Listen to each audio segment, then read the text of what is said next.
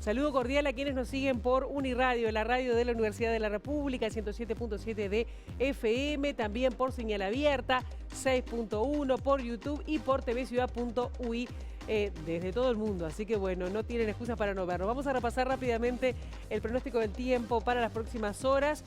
Según meteorología, bueno, la máxima de hoy va a ser de 20 grados, muy poquito más de lo que tenemos a esta hora, pero se vienen las lluvias y las tormentas. En principio podría ser sobre el mediodía. La humedad es altísima y el calor que se siente parece fuera de lugar para este otoño.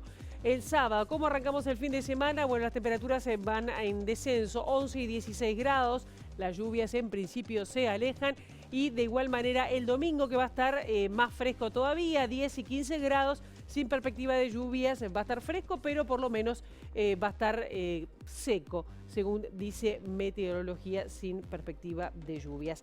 Muchísimos temas tenemos para compartir con ustedes hasta las 9 de la mañana y vamos a empezar hablando de números, porque 60% de la población cree que la imagen del presidente de la República, Luis Lacalle Pou, se ve afectada negativamente por el seguimiento al presidente del PIT-CNT, Marcelo Abdala. Estos son datos que recabó la usina de percepción ciudadana, que vamos a profundizar más adelante. También vamos a hablar de lo que tiene que ver con escolares. 64% de matriculados en primaria tiene un nivel crítico de asistencia a clases, es decir, falta mucho, ha faltado mucho y hubo una baja en la repetición según el monitor educativo. La Junta de Transparencia y Ética Pública recibió una denuncia contra Carlos Baceda, subdirector de comunicación de Presidencia de la República, que se difundió hace unos días un chat donde pidió investigar sobre 2 albañiles que trabajaban en su casa. Bueno, la denuncia es por uso impropio de bienes del Estado y manejo inadecuado de la información tras divulgarse la información de estos chats que surgió del celular de Astesiano.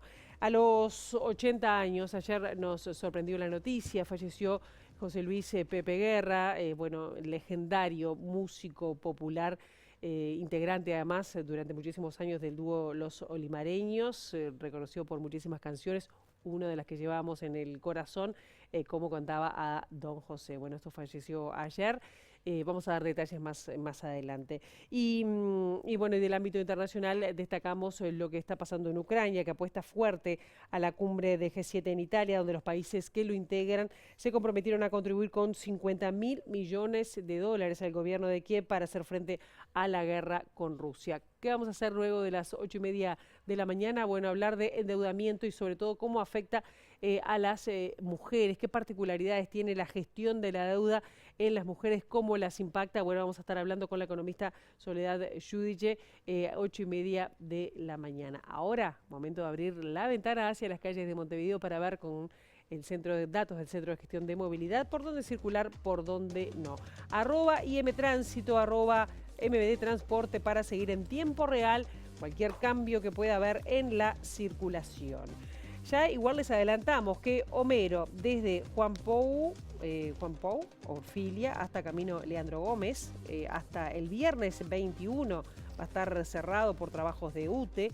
Patria, desde García de Zúñiga hasta Itapúa, el corte será hasta las 5 de la tarde. Tomás Diago, desde 21 de septiembre hasta Vázquez Ledesma, el corte también será hasta las 5 de la tarde por trabajos de hormigón. Alejandro Fleming, desde Almirón hasta Rivera, el corte será hasta las 13 horas.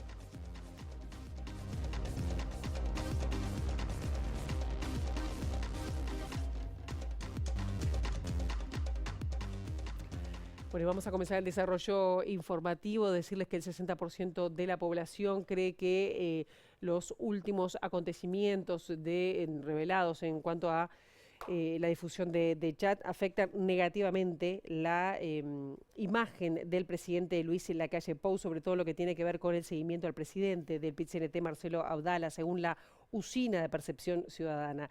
Más de 1 de cada 3 personas dice que el hecho no afectó la imagen del presidente, opinión mayoritaria entre quienes aseguran haber votado a los partidos de la coalición de gobierno en 2019. A su vez, la encuestadora relevó que la confianza hacia el presidente mantiene un saldo negativo de 14 puntos porcentuales, ya que 56% de la población dice tener poca o ninguna confianza y 42% declara tener mucha o algo de confianza. Y el presidente del PIT-CNT, Marcelo Abdala, habló ayer por primera vez tras conocerse estos chats y la respuesta del presidente, según el seguimiento que se le realizó, y señaló que el movimiento sindical solicitará una reunión con la fiscal de corte subrogante, Mónica Ferrero, para conocer qué acciones se llevará adelante con respecto a este tema. La verdad que nosotros quedamos sumamente preocupados. Esto es mucho más grave que lo que nosotros habíamos conocido, tomado conocimiento durante el año 2023, porque la Constitución de la República establece claramente que están prohibidas las pesquisas secretas, las pesquisas ilegales. Entonces, tenemos al respecto una gran preocupación por esa razón y contra la represión. Y en homenaje a una huelga general que hicimos los trabajadores en defensa de la democracia, se va a plantear, digamos, en la movilización la necesidad de respetar los derechos individuales y colectivos, de no atacar movilizaciones pacíficas y mucho más para trabajadoras y trabajadores que hace meses que no pueden trabajar por decisión empresarial. Desde el PIT-CNT solicitarán una reunión a la fiscal de corte subrogante, Mónica Ferrero. Se ha resuelto solicitar, en la misma medida que nuestros equipos jurídicos y también toda la discusión de la dirección lo establezca, solicitar una reunión a la Fiscalía General. ¿Qué se le va a pedir en esa reunión? Y bueno, a ver cómo sigue esto, ¿no? Porque en la medida que fueron vulneradas libertades y derechos individuales, bueno, también queremos tomar conocimiento de qué acciones el Ministerio Público, acusador en este caso, va a tomar con cuestiones que inclusive son ilegales y están fuera de la Constitución. La mesa representativa del PIT-CNT resolvió concretar y convocar un paro general parcial para el 27 de junio con motivo de conmemorarse los 51 años de la huelga general contra la dictadura. La plataforma reivindicativa también incluye el rechazo a distintas formas de precarización laboral y apunta a la protección de la democracia y la defensa de los derechos individuales. Plataforma en defensa del trabajo, contra las distintas formas de precarización del trabajo, que entre otras cosas supone la aceleración por parte del Poder Ejecutivo de una ley para los trabajadores de las aplicaciones que en realidad consolida la precarización y la desregulación que supone, digamos, esta forma de trabajo actual. Exigiendo soluciones para la intergremial marítima y portuaria, también en protección y en solidaridad de la democracia y las garantías individuales, que hay cierto clima, digamos, público y notorio que las viene digamos, haciendo retroceder. El PIT-CNT presentó un total de 430.023 rúbricas, de las cuales más de 60.000 fueron rechazadas por la Corte Electoral. Desde la central sindical solicitaron la nómina de las listas rechazadas. Nosotros solicitamos la nómina de las firmas rechazadas en aquellos casos en que la misma no coincide con la de la credencial, porque uno saca la credencial a los 18 años, pero después no necesariamente firma igual. La Corte Electoral accedió a esta solicitud, ya las firmas están en poder del comando. Es notorio que con la cantidad de firmas que presentamos va a haber plebiscito, pero por las dudas, como hay algunos diciendo que se presentaron firmas truchas, dicen, bueno, nosotros, a la gente que nosotros detectemos que se le rechazó la firma habiendo manifestado su voluntad, le vamos a pedir que sí, que pase por la Corte Electoral a decir que sí, que efectivamente firmó. Y la Asociación de Defensores Públicos ayer resolvió en asamblea declararse en conflicto por las graves situaciones que padecen desde la Defensoría Pública, en especial la existencia de cargos vacantes en todo el país y la mala gestión en materia de concursos. Entre otras cosas, resolvieron no realizar subrogaciones fuera de la oficina, concretamente en otras ciudades distintas a las que han sido asignados, ni realizar tampoco tareas de colaboración con el Servicio de Abogacía de la Suprema Corte de Justicia. Vamos a otros temas. El presidente de la República, Luis Lacalle Pou, participó de la inauguración de obras en el departamento de Río Negro que demandaron una inversión cercana a los 40 millones de dólares. En ese marco, el mandatario aseguró que la obra genera una oportunidad de crecimiento y además remarcó que un gobernante debe ser cuidadoso de los recursos que paga la sociedad a través de los impuestos. La primera manera de ser justo es respetar a la gente. ¿Qué quiere decir con esto? No es solo el respeto en el trato, es el respeto en el sacrificio. Si la gente paga impuestos, ese dinero tiene que ser devuelto en gestiones, en obras y en intervenciones. Porque si en el camino un gobernante se lo malgasta, ahí ya es la primera manera de faltarle respeto a la gente y seguramente de ser injusto. Y si uno respeta los recursos de la gente, si uno conoce la geografía humana y además tiene una proyección de país, seguramente se acerque lo más posible al concepto de justicia, que desde hace muchos, muchos años se definió. Justicia es tratar desigual a los desiguales. La organización no gubernamental Uruguay Adelante, que fue elegida por el gobierno para abastecer y distribuir alimentos y recursos en ollas y merenderos durante buena parte de la pandemia, no tiene comprobantes de gastos por un total de 63 millones de dólares. Esa información surge de una respuesta del Ministerio de Desarrollo Social a un pedido de acceso a la información pública realizada por el programa Así nos va de Radio Carve. En su respuesta, el MIDES detalló que el Estado le transfirió 332 millones de pesos entre 2021 y 2023 tras la firma de 5 convenios. Como el primer convenio se firmó con la ONG Empatía, que prestó la razón social a Uruguay Adelante porque esta aún no había terminado sus trámites legales, el MIDES no envió esa rendición de cuentas por 65 millones de pesos. Sin embargo, del análisis de las facturas enviadas en las otras 4 rendiciones de cuentas, que totalizan 267 millones de pesos, surge que 63 millones de pesos que están reportados como gastos, pero no cuentan con respaldo de facturas. Vamos a recordar que la ONG fue creada en 2020, gestiona fondos públicos y privados que se destinen a las ollas populares y merenderos, y desde el comienzo su gestión ha sido motivo de controversia e incluso motivó el rechazo público del PIT-CNT. Según detalló el MIDES el diario El Observador, el organismo no auditó el trabajo de Uruguay Adelante, sino que los controles se hacían a través del Tribunal de Cuentas. Docentes del Consultorio Jurídico de la Facultad de Derecho de la Universidad de la República presentaron un recurso administrativo de revocación contra la resolución del Consejo de la Facultad de Derecho que le quita autonomía. Entienden que la medida atenta contra su derecho a la libertad de expresión y también a la libertad de cátedra. Está en juego qué tipo de universidad queremos, qué entendemos por extensión, qué marco de libertad le estamos dando a cada docente en el ejercicio y si aceptamos a la extensión con jerarquía, la jerarquía que le da la universidad, que es uno de sus fines, y en el marco de lo que es la libertad académica, porque incluso hubo gente con rango de cargos políticos, institucionales dentro de la Facultad de Derecho que cuestiona la libertad de cátedra, cuando en realidad el derecho humano se llama libertad académica, pero además, indudablemente, el instituto del que nosotros formamos parte, las materias que damos, obviamente constituyen cátedra y somos parte de la academia. O sea, hay todo un disvalor relacionado a la extensión que viene implícito, un cuestionamiento de lo que ello conlleva en cuanto pone en juego el poder y también deja en pensamiento crítico y reflexivo, en evidencia social,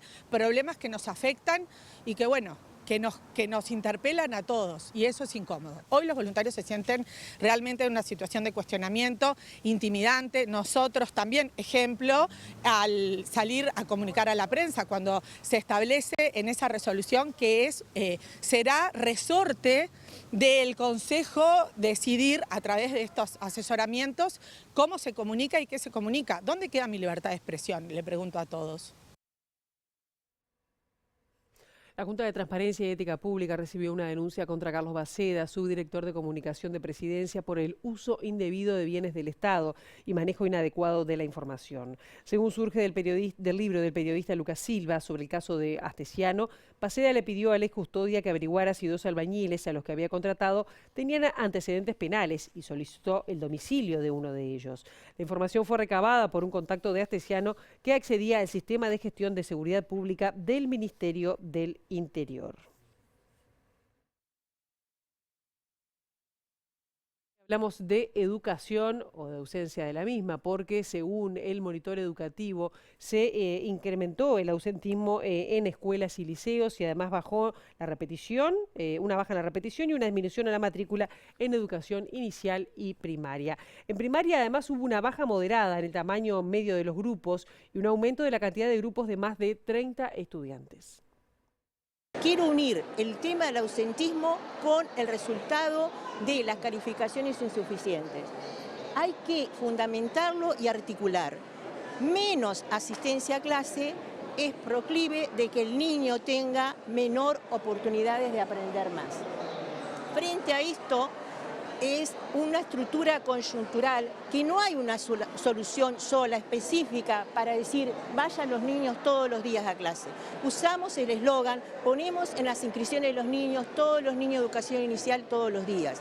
Educación inicial, educación especial fueron las 2 grandes áreas que menor asistencia tuvieron. ¿Pero por qué? Los niños con ciertas dificultades o discapacidades son más resguardados y no van a clase. Y los niños de educación inicial porque son los más pequeños. De las Heras recordó que en primero, tercero y quinto de escuela los niños no repiten y que tienen localizados a los que pasaron a segundo con calificaciones de 1 a 4, con quienes trabajan con tutorías. La repetición se ubicó en 1,8 puntos porcentuales por debajo de 2022 y 2,5 puntos por debajo de los niveles previos a la pandemia. Agregó que se sumaron 32 cargos de maestros para trabajar en duplas en algunos de los grupos de más de 30 alumnos. Justamente seguimos con Olga de las Heras, que es la directora general de Educación Inicial y Primaria, y habló del tema de la violencia, que es difícil prevenirla cuando ocurre además dentro y fuera de las instituciones educativas. Agregó que la vandalización de los centros educativos requiere un abordaje interinstitucional. El problema aparece en la prensa un día, pero después es importante hacer el seguimiento de las autoridades técnicas. ¿Qué va a pasar al día siguiente y a los días sucesivos? Lo que siempre estamos promoviendo es el seguimiento del hecho. Es como que el hecho sucedió, bajo cortina y voy a otro hecho. Esto, si lo pongo en un escenario total, estamos pasando por un tema que tenemos que hacer un abordaje interdisciplinar entre los distintos organismos y ministerios. No solamente es un tema de la educación, es un tema de la sociedad. Y este tema de la sociedad hay que atenderlo y poder solucionarlo desde la coordinación de distintos ministerios y organismos.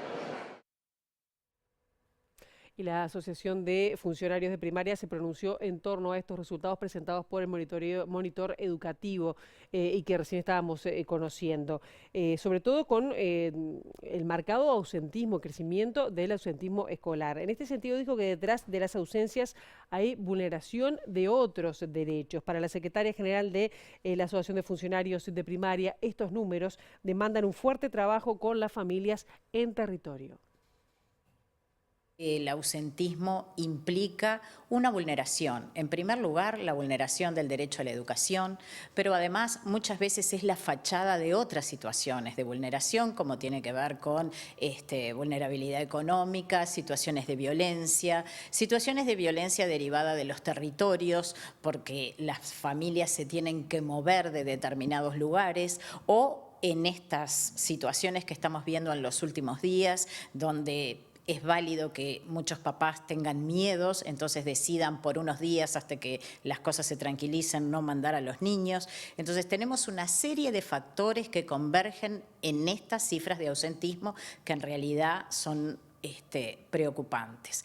Y por otro lado queremos destacar que estas situaciones requieren de manera urgente un trabajo con las familias y un trabajo personalizado y un trabajo de cercanía. Necesitamos más trabajo de cercanía y para eso necesitamos más recursos. A nivel institucional podrían hacerse campañas como se hicieron en otras oportunidades, ¿verdad? Cero falta, a la escuela todos los días. Digo, me parece que hay algo que tiene que ver con la comunicación en donde nosotros tenemos que priorizar que las escuelas son lugares de aprendizaje, pero también son centros de protección y son lugares donde muchos niños es el único lugar que tienen para ser niños. La Federación Nacional de Profesores de Enseñanza Secundaria denuncia irregularidades en concursos que convoca la Dirección General de Educación Secundaria. Según el colectivo, Secundaria desarrolla una práctica política que configura un simulacro de concurso y utiliza criterios de preselección que dejan afuera a muchas personas.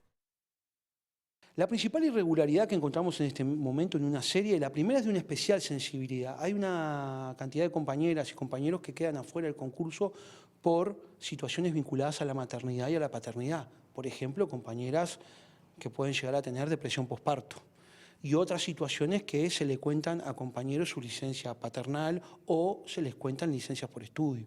Esto es un disparate y esto no obedece a las garantías mínimas. Ahora, lo más grave de las últimas horas es que contamos con un documento en la mano que plantea que los tribunales de los concursos estaban votando hasta el 22 de mayo, pero los documentos dicen que ya estaba resuelto el 20 de mayo el tribunal, lo cual revela que no se respetó la voluntad de los docentes ni el escrutinio que fue el 31 de mayo. O curiosamente ahora surge un nuevo documento prácticamente igual, a no ser con algunos docentes que pueden haber renunciado a los tribunales por no estar de acuerdo con la metodología, que corrige esto con un acta de escribano, pero es el mismo documento. Entonces eso es una profunda irregularidad, algo mínimamente opaco, oscuro. ¿Cuál era la palabra de Cáceres que había quedado con ustedes? La palabra de Cáceres transmitida ayer a la noche por parte de la representante de los trabajadores de Daisy Iglesias y por parte de Julián Mazzoni es que el concurso quedaba en suspenso hasta que se diera un ámbito de negociación que corrigiera los aspectos denunciados. Esa es la palabra de Virginia Cáceres y del Códicen por unanimidad. El senador y precandidato nacionalista Jorge Gandini presentó una propuesta de crear un pacto interpartidario para que en marzo del próximo año se presente un proyecto de ley de urgente consideración, justamente para combatir el narcotráfico y generar una nueva gestión del sistema penitenciario. Estamos proponiendo algo muy concreto, un ámbito de diálogo e intercambio para generar un acuerdo que nos permita llegar a las elecciones nacionales, a octubre, con un acuerdo sobre una ley de urgente consideración a ser presentada, gane quien gane, por eso tiene que ser antes de las elecciones, el 1 de marzo del 2025, una ley de urgente consideración que contenga el pacto antinarco y una nueva gestión de la privación de libertad, que también está en la preocupación de todas las candidaturas. Nosotros proponemos primero blindar el país para que no sea un lugar de paso tan sencillo. Y en segundo lugar proponemos la represión, sí, proponemos darle con todo al narcotráfico. Sí, no vamos a dialogar con el crimen organizado, con las bandas organizadas. Todavía estamos a tiempo, pero ya están pasando en Uruguay cosas que pasaban en México, en Ecuador, en las favelas, o en Rosario hasta hace poco. Si bien Gandini manifestó que aún no realizó encuentros formales con otros legisladores buscando consensos para esta propuesta, señaló que ha escuchado comentarios auspiciosos. Escuché con auspicio, el otro día le preguntaron a Orsi sobre mi propuesta y dijo, en algunos países ha fracasado, en otros no, hay que analizarlo. Ya eso me da muchas esperanzas. La precandidata presidencial por el Frente Amplio, Carolina Acose, defendió la idea que está plasmada en el programa del Frente Amplio de destinar un 1% del presupuesto a la formación y la investigación científica. Acose también propuso cambios en la gobernanza educativa durante una charla abierta titulada Perspectivas y desafíos de la ciencia, de la que participaron integrantes del sistema educativo, de la academia y también ex rectores universitarios como Roberto Marcarián y Rafael Guarga. Tener una visión integral. A veces se quiere separar o plantear una contradicción entre la formación en ciencia y la formación en humanidades. No armar falsas contradicciones, empezar lo más temprano posible.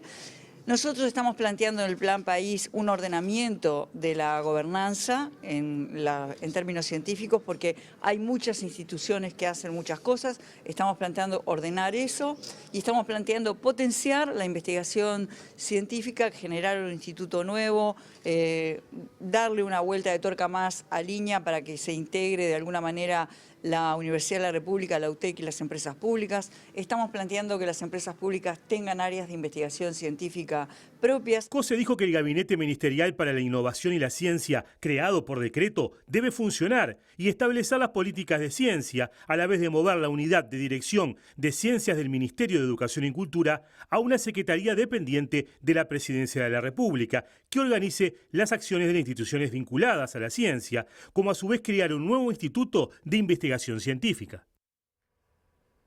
La economía uruguaya creció 0,6% en el primer trimestre del año, según datos proporcionados por el Banco Central.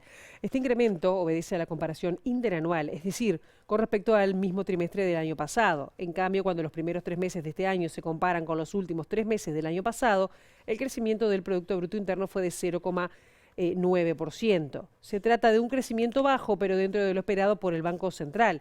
La parada por mantenimiento de la refinería de ANCAP, un descenso en la actividad de la construcción y el fin de las obras de la segunda planta de UPM y de las del Ferrocarril Central incidieron de forma negativa sobre el crecimiento en los primeros 3 meses del año. Hacemos una brevísima pausa. A la vuelta de la misma vamos a estar hablando con Soledad Giudice sobre endeudamiento con una mirada feminista.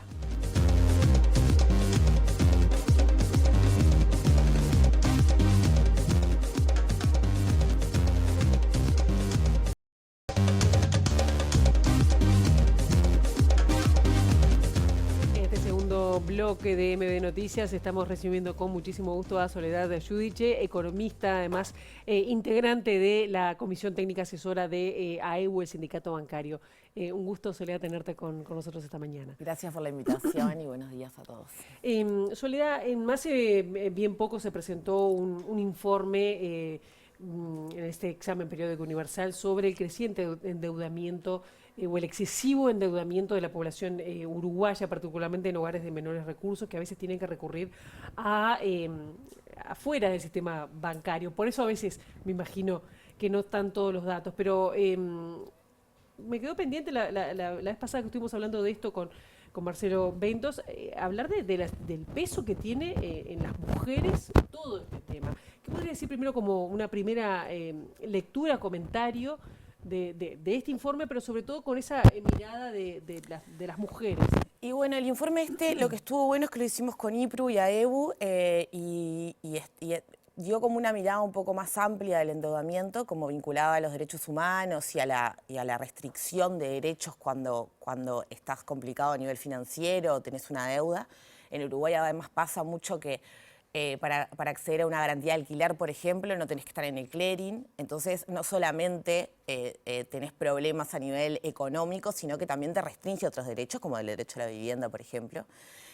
Hay como el estrés económico en las familias, además, genera como todo una situación que incluso está vinculado a veces con mayor violencia dentro de la casa, preocupación, estrés, que hay varias puntas para ser tratado el tema. Lo que a nosotros nos parecía interesante del enfoque es que abre como mucho, como no solamente lo económico, vamos a decir, sino que abre otras cosas. Y bueno, las ramificaciones o las implicancias que tiene claro, tener que ir a pedir una Una deuda porque te falta plata para cubrir. Claro, y en realidad lo más problemático de las deudas de consumo o las deudas de la familia son las deudas que se utilizan para cubrir gastos corrientes. Claro. Porque una cosa es cuando vos tenés un imprevisto que lo tenés puntualmente un mes y que, bueno, pedís un préstamo y después, a medida que pasa el tiempo, bueno, es consumo adelantado, ¿no? O sea, es un buen instrumento la deuda si se usa bien, vamos a decir. Claro. El problema es cuando vos lo usás porque no llegás a fin de mes. Y el mes que viene tampoco vas a llegar si no cambian tus ingresos. Entonces, eso genera un problema estructural en las finanzas de la familia que es muy complejo. Yo el otro día salió el informe del Cuesta Duarte de los salarios precarizados o de los salarios más bajos y bueno, y las cifras de la gente que gana menos de 25.000 pesos es muy alta en el Uruguay. Independiente, además de que tenemos un 10% de pobreza. Creo que recuerdo que eran 100.000 personas, ¿puede ser? Sí, en realidad, mirá, yo traje algunos datos de eso y dice que el 35% no alcanza los 25 líquidos mensuales, el 35% de la población económicamente activa que está trabajando y en realidad es mayor en las mujeres que en los hombres. O sea, las mujeres... Son más las mujeres que claro, reciben ese sueldo. En realidad, perdón, el 35% de las mujeres no alcanzan el 25% y en el caso de los hombres es el 31%, o sea, de la población que trabaja. O sea, siempre las mujeres están como sobre representadas bajo la línea de pobreza, sobre representadas en los sectores como de menores productivos y que pagan menos, sobre representadas en la tasa de desempleo. Y bueno, y en realidad no tenemos datos para un análisis como profundo, pero entendemos que la deuda también con las mujeres tienen otro relacionamiento. O sea, las mujeres sin endeudamiento tienen otras particularidades que los hombres no las tienen porque estamos... ¿En qué sentido? Bueno, en realidad, por ejemplo, hay estudios en Argentina que vinculan la deuda con los cuidados, por ejemplo. O sea, nosotros hace poco se editó una nueva encuesta de trabajo no remunerado, trabajo de cuidados que se hace en la casa, y las mujeres hacen 2/3 del trabajo y 1/3 lo hacen los hombres. O sea, si nosotros pensamos una madre que tiene que quedarse a cuidar al hijo, entonces tiene que faltar a trabajar ese día y se lo descuentan y después, los trabajos de cuidados después generan desestabilización a veces económica o no poder salir a trabajar o trabajar menos horas, que muchas veces implica que esas mujeres se endeuden y está interesante como la economista se llama Parteino y ha hecho como estudios en Argentina y habla de cómo se monetizan los cuidados, o sea, cómo es la gestión monetaria de los cuidados por parte que generalmente las hacen las mujeres en los hogares y cómo las mujeres, se endeudan para llegar a fin de mes porque no pudieron trabajar lo suficiente, no tuvieron, bueno, en pandemia pasó mucho, que se endeudaron para gastos corrientes o gastos de cuidados o porque se enferma un hijo o porque se enferma un padre o un abuelo. ¿Y eso no les pasa a los hombres? Creemos que les pasa en menor medida. O sea, no está estudiado exactamente. Nosotros sí tenemos, o sea, no es que esté estudiado. El problema del sistema financiero es que no tenemos estadísticas como desgregadas por género de captación. O sea, está la última encuesta financiera de hogares se hizo en 2017 y sí hay un dato muy relevante que es que el 60% de las deudas se tomaban para gastos corrientes. Y eso es problemático. O sea, es un... Y bueno, y en este momento... Y eso momento, es lo que está en el sistema formal. Y eso es lo que está en el sistema formal. Bueno, a eso me iba a referir. En realidad, las mujeres, después está en estadísticas de la Central de Riesgo, por ejemplo, que la Central de Riesgo del Banco Central categoriza a los deudores según deudor que paga, o sea, que paga a tiempo, si tiene atraso más de 90 días. Bueno, tenemos que hay un 35%, 1/3 de los deudores que no está al día con la deuda. O sea, y aparte en una actualización que hizo una economista que se llama Graciela San Román, que hace poco presentó, bueno, y llega a 800.000 personas. Las que no pagaron. Las que tienen más de 90 días de atraso en alguna deuda. Es mucha gente. ¿Eso en Uruguay? En Uruguay, es mucha gente para Uruguay. ¿Y se sabe cuántos hombres, cuántas mujeres? Y bueno, las mujeres en realidad tienen más vínculos con el sistema financiero y son mejores pagadoras. O sea, iguales son guarismos muy, o sea... poca diferencia. Poca diferencia, pero sí son mejores pagadoras. Y bueno, después está todo el sistema informal que no tenemos medido.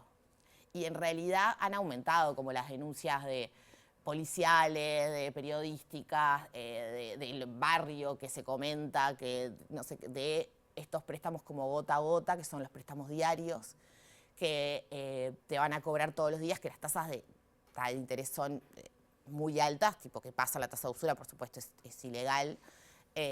Y bueno, pero también muchas veces está vinculado como a entramados más de violencia, de presión, de otro tipo de... bueno, entrar en la deuda informal es como para la gente, y además se da en los sectores más vulnerables, que no acceden a una deuda más sana o con mejores condiciones. Claro, recién decías, las mujeres son relativamente mejores pagadoras. Sí. ¿Eso a qué se debe? No, hay como estudios como sociológicos, vamos a decir, de que somos como más obedientes en algunas cosas o más como responsables, no sé. Pero hay un indicio de mayor pagadoras. En Argentina el movimiento feminista, desde 2017, una de las reivindicaciones, como el eslogan, es vivas, libres y desendeudadas nos queremos. Y ese desendeudada se refiere, por ejemplo, a un lado, a la deuda externa que hace presión sobre los países, como Argentina, que tal, la deuda externa, el tema de la deuda externa está como muy vigente, porque tienen muchos problemas, sí, claro. Eso genera restricciones sobre los países, pero además la deuda doméstica también. O sea, como que empezaron a poner el tema de la deuda arriba de la mesa, que a mí me parece, incluso tenían algunas frases como sacar la deuda del closet, o sea, lo que nos pasa aparte con el endeudamiento también familiar es que es algo que nos da vergüenza, que está como mal visto, que siempre se vive como en soledad, que muchas veces pasa que ni siquiera tu pareja sabe que estás endeudada porque no le decís o porque genera como toda una cuestión que no se dice, no se habla y la gente se va metiendo como a veces con pocas herramientas a nivel de educación financiera, va como tomando malas decisiones porque está en esa situación. La educación financiera es algo que el AEU viene defendiendo hace mucho tiempo, que tendría que estar en la currícula tanto de la escuela como del liceo. Cumplimos 18 años y nos dan una tarjeta de crédito y no sabemos leer la letra chica de que cuando pagás el mínimo y te queda un resto, la tasa de interés es alta, por ejemplo.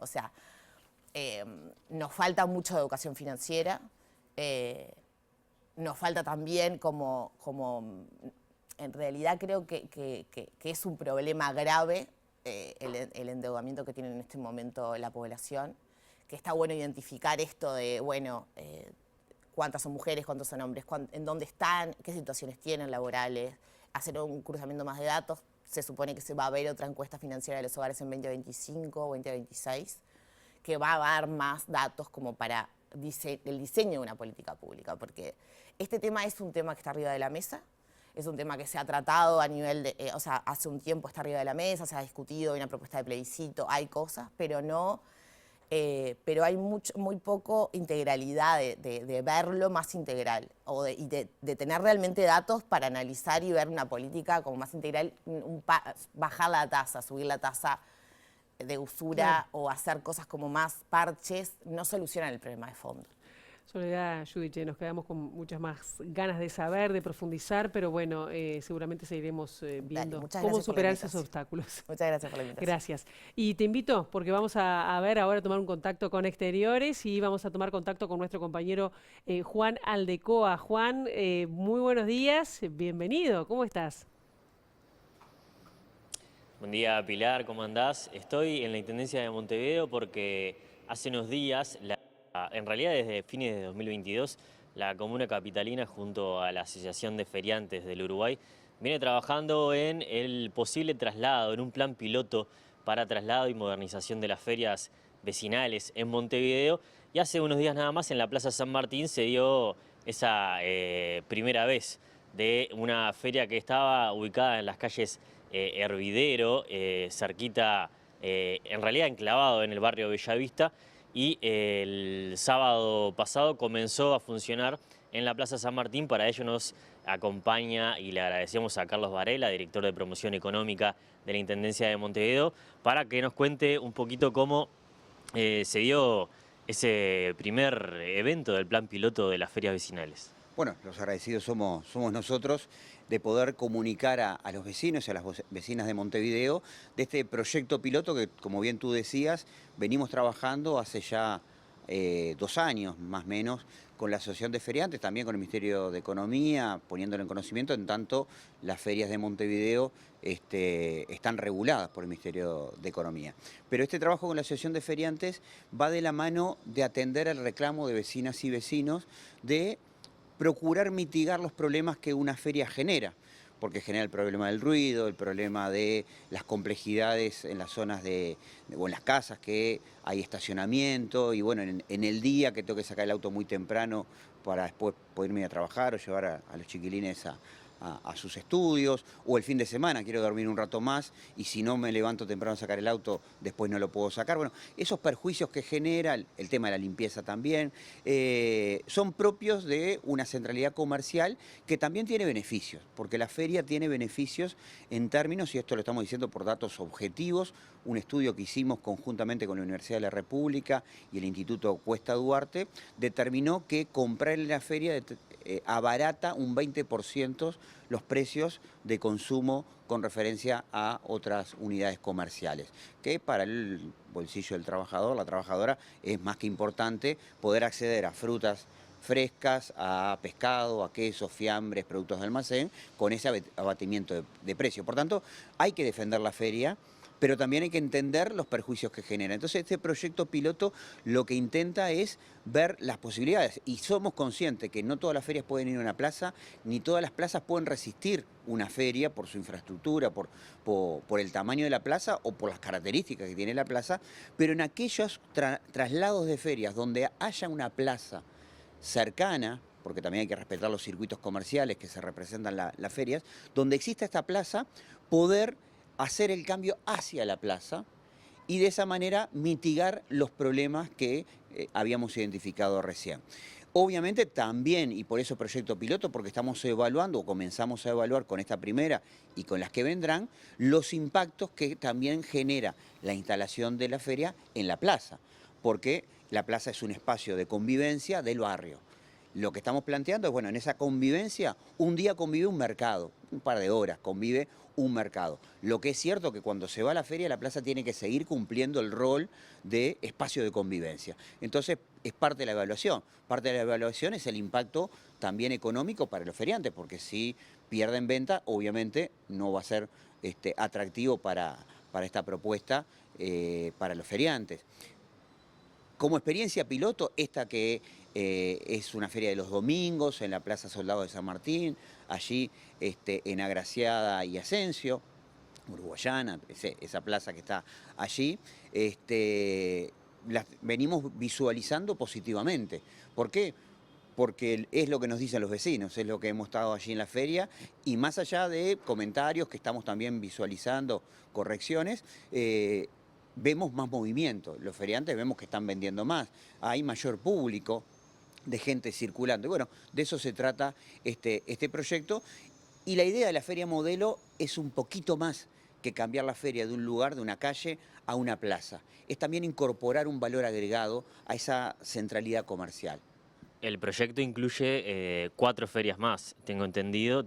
¿Tenés los nombres o los lugares a mano de cuáles serán las próximas? Sí los tenemos, lo estamos trabajando, pero no lo vamos a comunicar todavía, en tanto no queremos que los vecinos se estén enterando por la televisión cuando no hicimos todavía las comunicaciones formales, porque esto se articula con la Asociación de Feriantes, pero también se articula con otras entidades dentro de la Intendencia, también con los municipios. Esto es un trabajo conjunto para que el resultado también sea un producto en el cual todos estemos conformes. Pretendemos, esperamos, casi sin mayores inconvenientes creo, para el mes de julio estar haciendo la segunda experiencia. Lo que procuramos es que sean en distintos municipios de Montevideo para que la valoración de estos análisis que estaba diciendo de impacto tengan distintas realidades territoriales y no todas en una misma zona. Pero te decía, la idea de la Feria Modelo es poder llevar propuestas complementarias a la feria. En la inauguración fue el vacunatorio móvil y bueno, la gente, increíble, la receptividad del vecino estuvo allí presente. El camión cocina, explicando recetas que se pueden hacer con los productos que están a precio ese día en el mercado. Bueno, son valores agregados. Con los municipios hemos hablado de poder incorporar en la medida que tengan propuestas para realizar, que tomen como referencia la feria y le agreguen valor. Toda la política de reciclaje de la Intendencia también presente allí en la feria. Por eso, esta idea de feria modelo está en lo estético, en modificar las carpas, en hacer más uniforme el paseo, en llevarlas a las plazas, pero también incorporarle un valor adicional a la feria tradicional, que es solamente de consumo. Bien, Carlos Varela, director de Desarrollo Económico de la Intendencia, le agradecemos estos minutos con MD Noticias e invitamos a vecinos y vecinas a que se arrimen próximamente, en julio. Como lo dijo Varela, será la próxima prueba de este plan piloto de ferias vecinales.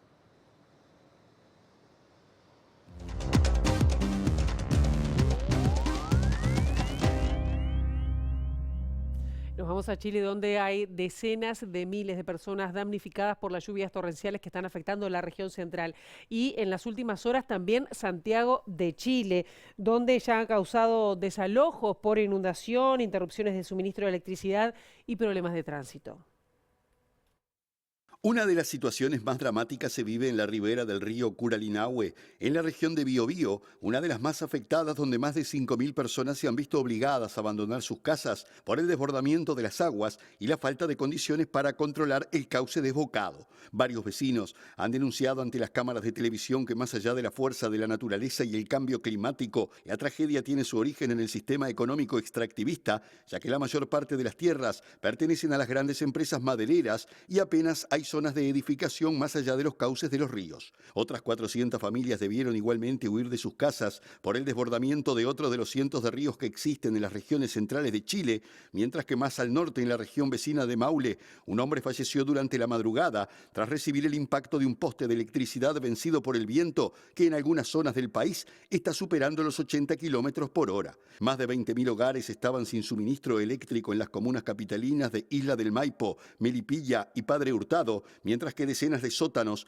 estaban inundados en el centro de la capital, algunos pasos a nivel cortados, varios túneles inhabilitados y numerosos semáforos apagados. Desde Suecia, donde se encuentra como parte de una gira europea que arrancó el domingo, el presidente Gabriel Boric instó a la ciudadanía a aplicar las recomendaciones de los servicios de emergencia y a respetar el estado de alerta climática, que se extiende igualmente a las regiones costeras de Viña del Mar y Valparaíso e incluso la zona septentrional de Coquimbo.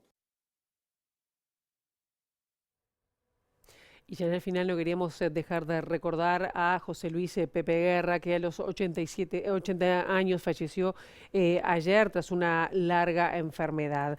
Entrañable representante de la música popular uruguaya, padecía cáncer y, según un comunicado emitido por su familia, no se realizará velatorio ni ceremonia fúnebre pública, tal como lo pidió el músico. Falleció, como dijimos, este jueves en su casa, rodeado de sus seres queridos, y sus familiares agradecen las muestras de cariño. En el comunicado citan además que tanto sus restos como su guitarra serán enmudecidas en la tierra musical que él soñó. Nosotros hasta acá vamos a llegar con esta primera edición de MBD Noticias. Tendremos las actualizaciones habituales a las 13 y a las 18:55. Quedan ahora en compañía de Ciudad Viva, pero no queríamos dejar de mencionarlo y sobre todo recordarlo como la gran figura que fue y que quedará en nuestros corazones con una de sus canciones que nos remite a esa voz, a esa patria de la que todos somos partes. Pasen muy bien. Cuando en tierras extrañas miro triste la lejanía azul del horizonte, siento clarito al olimar que pasa y la brisa me trae olor a monte. Siento clarito al olimar que pasa y la brisa me trae olor a monte. Si la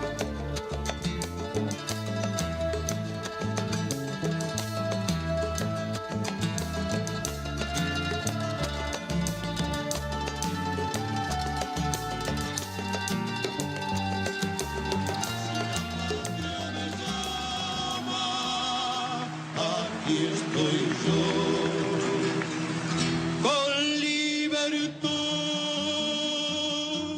ofendo ni temo que don José, oriental en la vida y en la muerte también, oriental en la vida y en la muerte también.